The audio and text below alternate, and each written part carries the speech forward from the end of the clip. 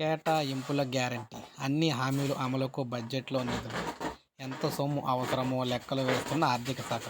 త్వరలో ముఖ్యమంత్రికి నివేదిక. ఎన్నికల సమయంలో ఇచ్చిన హామీ మేరకు 6 గ్యారంటీ అమలుకు బడ్జెట్లో కేటాయింపులు చేయాలని రాష్ట్ర ప్రభుత్వం నిర్ణయించొచ్చింది.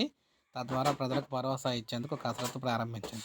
వచ్చే ఫిబ్రవరిలో శాసనసభలో ప్రవేశపెట్టే బడ్జెట్లో ఆయా హామీల అమలుకు ఏ మేరకు నిధులు కేటాయించాలనే గణాంకాలు సిద్ధం చేయాలని ఆర్థిక శాఖ తాజాగా సూచించింది. ఈ నేపథ్యంలో ఒక్కో హామీ అమలుకు ఎంత వ్యయం అవుతుంది, మొత్తం 6 గ్యారంటీల హామీలకు ఎంత ఖర్చు అవుతుంది అనేది అయితే ప్రజెంటు వేసుకుంటున్నారన్నమాట. ఎంత అమౌంట్ అవుతుంది ఏంటి అనేది. ఎందుకంటే ప్రధానంగా మహాలక్ష్మి పథకం కింద మహిళలకు బ్యాంకు ఖాతాలో నెలకు 2,500 చొప్పున వేస్తూ ఉండాలి. అదేవిధంగా ఉచితంగా బస్సు ప్రయాణం ఇస్తూ ఉండాలి. 500కే గ్యాస్ సిలిండర్ ఇస్తూ ఉండాలి. రైతులకు 2 లక్షల వరకు రుణమాఫీ కూడా చేయాలి.